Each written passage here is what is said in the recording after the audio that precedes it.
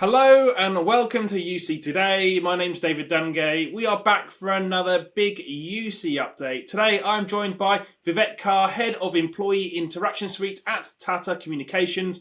Welcome, Vivek. How are you? Hi, David. Doing well. Thank you for the invite. Great. Well, look, in this session, it's slightly different from our normal sessions. This is where we really dig into a little bit about yourself, Vivek, and also Tata and what you're doing and what's coming down the road. Let's start with a few sort of personal questions, shall we? Sure. Could you share a little bit about your professional background, Vivek? So I joined Tata Communication almost 16 years back. My first stint was with the corporate strategy team. At that point of time, Tata Communication was in a major transformation stage. Tata Group just acquired VSNL, which was the incumbent carrier for India. It got privatized and it got acquired by the Tata Group. We acquired another company called Teleglobe, based out of Canada. Together, we became the largest voice carrier, and we were the only tier one ISP, and we were transforming into the enterprise business. So it was an exciting time, lot to learn, lot to grow. Post which I moved to the product side of it. I was into the network product team, looking at IP transit and subsea cable investments for the company. Uh, Recently, almost a decade back, I moved to the voice side of the business, more on the business strategy side, looking after the entire collaboration and connected solution business strategy. And then Obviously it translated into a product role. I was heading the GSIP business, which is the enterprise voice business. Then the UCaaS portfolio got added to me. Now I'm heading the entire business unit with the sales and the engineering and other verticals all rolling up under me. So exciting 16 years in Tata Communication, a lot of changes, but as the company grows, we grew with the company. So Yeah, I mean, it certainly has been an exciting time for everyone, I think. So, Vivek, I mean, for those audience members who might not be familiar with you, maybe you can give us a few sort of fun facts about yourself. So, uh, uh, Technically, I'm a little boring person by any definition. I'm sure Um, that's not true. so, mostly I'm into my books and into pets. So, I have two dogs, and that keeps me busy during the day. My family, my dogs, and the books generally keeps me busy when I'm not working. And but yes, the way the entire industry has been transforming, it has been keeping me busy. Most of the time, I'm engaging with my customers, with my partners, trying to learn what is happening in the industry. That takes most of my time, but the remaining time it goes in with my family, my pets, and the books. Remaining time with my books and music. So that keeps me occupied most of the time. So. Well, let's talk about the job then. I mean, what part of your job, you most passionate about? So it's the industry itself, right? The industry is so dynamic, new things keep coming up, and the entire dynamics of the business completely changes, right? It's not even a decade back when we were used to those hard phones, which was the traditional TDM phones, which was on our desk. Then came the smart IP phones, Cisco pioneering with that, and then lots of vendors which came in with their own models of smartphones, CUG calling, and other things enabled. And then came the UC, where the COVID played a major role and it completely transformed the way we collaborate completely. It was all application driven, people working from home. We were using Microsoft Teams, we were using Cisco WebEx, we were using Zoom. So the entire industry completely changed. Now that it's a hybrid model and people are working, there are lots of revolution which are happening in meeting rooms, devices, the platform itself, AI playing a major role with transcription, live language translations, and other things which are keep coming up. And obviously, voice being a highly regulated and for most countries a sensitive topic, the regulation itself keeps bringing in new challenges. New regulation keeps coming in. We have to ensure the spam and spoof calls are limited, no threat calls are happening. How do we monitor? Everything keeps changing, right? New regulation comes by geographies, then it gets implemented globally. So the overall, not just the technology, but the regulation, it keeps all the operators on the toe. how do we address that, right? Yeah, I mean, I think everyone's on their toes right now with the pace of change. Let's do a bit of a deep dive into Tata, the company. Vivek, give us your best elevator pitch. How would you describe your company in a nutshell? So Tata as a group is a giant, right from automobile to steel to power to communication to software technologies. It completely dominates in most of the spares, right? You talk about Jaguar Land Rover, you talk about TCS, you talk about Tata Communication, the only largest wholesale voice carrier and the tier one ISP. You talk about Tata Tea, you talk about Taj Group of Hotels. It's the Tata Group itself in itself is a giant. Talking about Tata Communication, we are the digital enabler. So within the entire enterprise space, right, we address the entire digital transformation from them, whether it's through our network fabric, whether it's through our cloud fabric, whether it's through our collaboration employee interaction fabric, or the customer interaction fabric through CPaaS and contact center solutions, or through our media services, right? Live telecasts of sporting events to live events, right to your home, or whether on the OTT platform or on television, we manage everything. So it's end-to-end solution which an enterprise could require. Tata Communication brings out the digital transformation for them. And well, you mentioned, Tata as a group, is a bit of a juggernaut, and Tata Communications, is a subset of that. Maybe you could just distinguish those two, from a geographical presence and kind of size. What does that look like?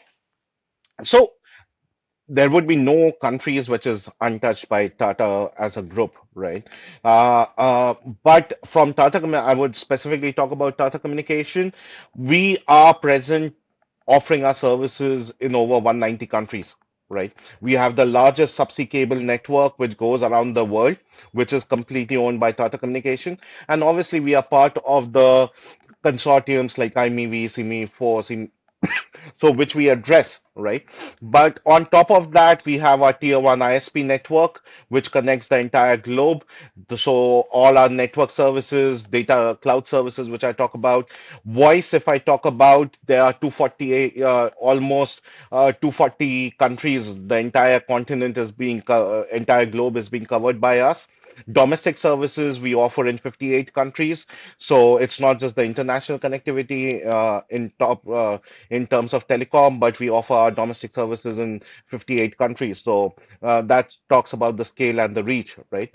And we have approximately people from 47 nationalities working across the globe, which is a 12, we have 12,000 plus employees, which are comes from 47 different nationality. So that talks about the wide spread and the Yeah. diversity which we have. Well, let's pick up on that. 47 nationalities, 12,000 employees. That's a very diverse range of people, I imagine. What's unique about your company culture? So Tata Group is a very inclusive company. Wherever we operate in, we comply with the local regulation. Irrespective whether it is governed or not, our global policies, there are certain standards which are across the Tata Group of companies, including Tata Communication, which we adhere to, whether it is required by the local governance or not. Right. So there are no rules differences whether the employee is based in Canada or in US or in France or in Germany or in India. The best practices across the globe are practiced across Tata Communication, right? So that makes us quite unique because there are regulation which protects employees in certain countries, and people would say, what about the countries in the developing markets? Does those rule apply? Tata Communication takes care of that. So we as an employee, whether and we keep moving. There are a lot of people who keeps changing locations, sometimes in Singapore, sometimes they're sitting in London, sometimes in Paris. They don't feel the difference. It's culture-wise, there could not be a better company to work for. Tata Communication is a great place to work, and Tata Group overall, I can vouch for that. Sorry, on a personal level, right? Great. Well, let's maybe have a look at your kind of go to market model at the minute. What is Tata's approach to the market? Maybe you could talk a little bit about your partner ecosystem and how you use those partnerships to go to market, and what those strategies are. So For Tata Communication, the customer comes first, right? So whether while engaging with them, there is a direct sales channel which we have, the direct enterprise team and the service provider team which directly engages with the customer. These sales teams are spread across the geography, whether we are talking about APAC countries, whether we are talking about North Americas, whether we are talking about Europe, we have our sales team spread across the geography. Uh, we address a particular segment, only the large and medium enterprises. We don't, and because we want to be good at what we are, and given the spread of employees, etc., the scale which is needed to address, we focus on a set of identified set of accounts which are addressed through direct enterprise sales team. On the engagement model for delivery, there are a lot of partner ecosystems which comes into picture. Wherever we have our own teams which can deliver, do the site surveys, do the delivery themselves, we have our own dedicated team for it. In particular countries where the business model doesn't justify having on-field resources to do those activities, we have a strong partner ecosystem, which goes through a strong vetting mechanism to ensure that the customer doesn't see a difference in experience. So we have a partner ecosystem which enables us to do the delivery and the engagement with the customer on field, right? Fantastic. I mean, if you could describe your sort of ideal customer, what they look like to you? You've mentioned big enterprises. Maybe tell us a bit about your ideal customer. So for us, a ideal customer is somebody who is a MNC spread across multiple countries. They want to give a unified experience to their employees, irrespective of the location. So Tata Communication, the biggest advantage is we are one of the largest global operators. So we can give a consistent experience to them, whether they are buying the voice services or network services or cloud and security services. We can address and give a unified experience through a single pane of glass, similar support structure across the geography. So our ideal target customer segment is who is spread across the globe, who has operation across the globe. That's the ideal. It doesn't mean that we don't serve enterprises who are one location based. But for me, our ideal segment is somebody who is spread in multiple countries. Yeah, and well, let's talk about the kind of the product and the service. Then, if you could sort of summarize those products, you've touched on a few of them already, but if you summarize those key products and technologies that you utilize, what are they? And, what are the features of those that make them really relevant in today's market? So, uh, David, I would focus on the products. Obviously, as I mentioned, we have a network fabric. So whether you need internet, whether you need point-to-point connectivity, Ethernet, or multi-point like MPLS or SD-WAN, we cover the entire suite of products under the network services. We have our cloud services, whether it's the colocation, data center hosting, security services. On top of that, we offer that. We have our media services, which do live transmission, processing, and serving the customers. We have that offering as well. We on the basis of the core voice network and voice services which we have offerings like UCaaS services, which we partner with Microsoft and Cisco. We take those services to the market. We have our in-house UCaaS service called Janvi. We partner with OEMs like Genesis, Amazon for the contact center services. We give managed services to take those to market. So those are the spread, right, or spread of services which we talk about specific to UCaaS and voice services, we offer end-to-end managed services for the customer. We give them access to a single pane of glass called Global Rapid Platform, which allows them to not only assess, migrate, provision, but even monitor and manage services, whether it's the UCaaS tenant of Microsoft, Cisco, or Jamvi, or at the voice layer, or even the meeting room and devices, right? It's the peripherals in the meeting rooms or the peripherals on your desk. We can monitor, manage, provision everything end to end through a single pane of glass. So that's our unique differentiation. They don't always have to reach out to the sales spoc or the CSM or the Knox. They can directly go to the portal, raise tickets, provision, do the change management themselves. They can monitor the performance at the tenant layer, at the voice layer, or the device layer. They can manage it completely end to end. And that is irrespective of the geography you're in. It's all Yeah. the 58 countries have the Wow. same experience. Yeah, I mean that's a huge differentiator for companies having one sort of point of change, if you like, which or pane of glass as you called it. Maybe we could have a little talk about your implementation strategy as well. You know, what does that look like? Obviously, you're operating across the globe and all of these countries. You know, what does the implementation strategy look like, and that ongoing support and customer success kind of post implementation?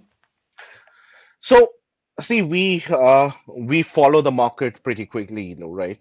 Thoroughly, we keep studying what are the technology changes, what are the new industry trends which are happening. So there are certain elements which we create on our own. We have a very strong engineering and IT team which keeps working on that. We keep talking about innovations, what we bring to the market. Other things which are already existing in the market or somebody has already created a very good product line. We provide the managed services layer around it and take it to market integrated with existing core offerings. So the entire development cycle depends upon can we be a pioneer in that, or are we better partnering with somebody and provide the managed service layer around it? Right. So it's a decision because we can't be big in everything ourselves, right? That there's a specialty for Tata Communication and there are specialty unique areas where niche players have developed their own capabilities. So it's a proper evaluation whether we want to build those capabilities in-house or we partner with somebody to manage it better. So the Yeah, ultimate idea is that the enterprise should not have to rely and go beyond Tata Communication. We should be the single point to serve all their digital requirements, right? So that's the whole ideology behind it, behind the innovation, behind the changes, whether it's the process, whether it's the product, whether how we offer the services, whether it's the commercial model. It completely depends upon what the enterprises are looking for.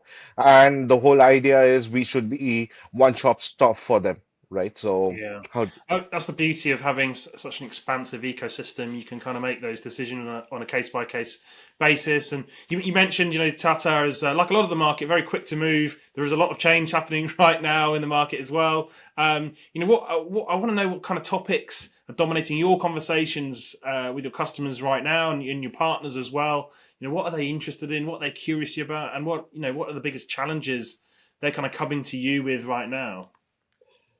so the biggest challenge is the budget for them, right? Collaboration, everybody, most of these enterprises realizes that collaboration is critical for the success of their business. But how do they want to engage with the customer and stay within the budget? That becomes a very critical piece, right? Because there are multiple ways to reach out to your customer, even your employees. How do they collaborate? There are multiple options, multiple platforms, multiple mediums as well, right? Whether it's through text, whether it's through WhatsApp, whether it's through RCS, whether it's calling, whether, and even within the calling, whether you want to call through a API, whether you want to use a platform, whether you need a hard phone with a traditional PSTN. So there are lots of multiple permutation and combination. So the biggest challenge for the enterprise today is and which they come back to us is we have this budget, we need a best solution. How do you do that? So when you describe the options which is to them, they want the best of both the worlds. They want it within their budget and they want the solution and the functionality of it.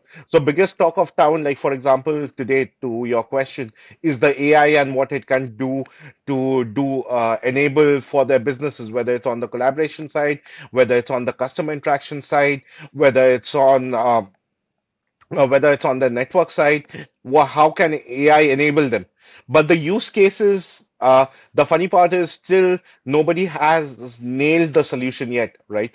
Each of these enterprises are, and even the AI players who are whether are figuring out the market yet, what it can do for the enterprises, what it can do for the end customers, and uh, how do you do that within the budget? Because everybody wants the best of everything, but the budget becomes the constraint because that's not their core operation, right? It's enablement for them. They have to stick to a budget, but they want to get so it's a mix. How do you mix the capabilities with the budget which you have? Yeah. Well, maybe let's talk about a little bit about your approach to innovation. Then you mentioned AI. Everyone's talking about AI right now, but how does Tata approach innovation? And do you have a process of gathering feedback from those customers and partners to generate sort of new ideas and avenues to kind of explore? So there are multiple. So starting with the feedback, there are multiple channels through which it happens. Tata Communication has a dedicated team under corporate strategy which looks into innovation. They keep scanning the market, what is happening in the market, what kind of new technology is coming in, what the competition is doing, what the other industries are doing, which we can incorporate within the telecommunication and digital space, right? So there is a team that is doing that. The account teams which keep engaging with the customer, or the alliance team which are engaging with the partners, they continuously keep giving us feedbacks on what is happening in the market, what kind of innovation is needed. And obviously within our own product team, engineering IT team keeps coming up with new ideas, new models which we can operate in. So we completely, as of today, there are two models for innovation which we work on, which is the NPI and 1330. So we launched the new concepts within the company, test it out, see how we can take it from stage one, stage zero to stage one to stage three, stage 30. So there is a proper governing mechanism which we have because there might be certain innovation, as I was speaking earlier, certain innovation which would be quite exciting and have future use cases, but the customer might not be willing to pay for it. So in those cases, we have to be agile and kill it early, right, rather than keep investing on that. So that's why the stage 1330 becomes really important for us as a governing mechanism as well. Vivek, maybe we could have a look at the kind of future now. We're all looking into the future to kind of decipher what's coming down the line. From looking through your lens, what's the biggest opportunity in the industry right now? So, the biggest opportunity, which I see again, as I have already touched on AI, I think that is the biggest opportunity because it is making your communication simpler, right? So today the biggest complexity is if I'm talking to some partners in say China, they can only speak in Mandarin, right? So today we need a translator, we need somebody to translate it for us. Generative AI is what is the text to speech and back to, sorry, from speech to text and back to speech. It's like evolving so fast. It's like as we speak, it's we are able to translate it into the local language and we can seamlessly communicate, right? Today, we are not capable of attending all the meetings. What AI has enabled us to attend those meetings, there are agent modules which we are working on, which will allow you to attend the meetings, take notes, summarize it for you, and allows you to, when you are back on your in front of your laptop, it would highlight the key points which were discussed, what was the action points against which your name was called out, and the action item which was tagged to you. It would do the entire summarize. It's like you having a AI is becoming like a secretary for you who attended your meeting for you and give you the action points and summary. So it's making the communication so much easier to collaborate because there are thousands of meetings which are happening now. So it's not possible for us to attend all. So the use cases like this is completely changing the way we collaborate and interact within the organization and with our customers as well. Yeah, I mean, I think AI is very much the thing impacting all of us right now in the industry. Maybe with a slightly longer time horizon. Maybe the answer's still AI. I'm not sure, but which technology do you think is going to have the most impact? Maybe in the coming years, maybe before the end of the decade. Let's say, do you have a different answer than AI, or are you still looking at AI as that kind of big kind of change? Uh, I think the biggest thing which would change is the medium of collaboration, right? Right now, there are many software as a SaaS model which is there, right? And I'm using that term very generically, right? There are multiple platforms. You would see those platforms integrating. Mm. And obviously, AI, again, sorry, I keep repeating, AI is allowing us to do that. All these platforms would become a database, right? And AI would allow us to communicate, get shared data, interact much smoother. And there would be the very nature. Right now, there is a separate CPaaS platform, there is a separate UCaaS platform, there is a separate contact center platform. What I envisage, which would drastically change, and maybe I would say a decade, but it could be the way the industry changed. Maybe it can happen in 2 years' time. That all these platforms would integrate into one. There would be a single login, single credential check, single all the data available on the same platform. You would be collaborating. Even when I'm talking to you or when I'm talking to one of my colleagues, every data point, every topic which I would be talking about, those platform would throw that data in front of me and I would have a much more meaningful communication. So the entire way we communicate and how we communicate would completely change. I see Mm. all the platforms in long term or short term, sorry, it's the technology is evolving so fast that I can't put a timestamp to it, but I think the entire way we communicate would change Yeah, in I, I near term tend or long term. I tend to agree, and I think a lot of the industry would agree with you as well, there, Vivek. Vivek, I think that's a great place to end today's discussion. Thank you so much for coming along and telling us a little bit about yourself and Tata. Thank you so much, David. It was a pleasure talking to you. And thank you for watching. You've been watching me, David Dungay, on UC Today. If you like today's conversation, please give us a like and a share on social media. That's it from me. See you next time.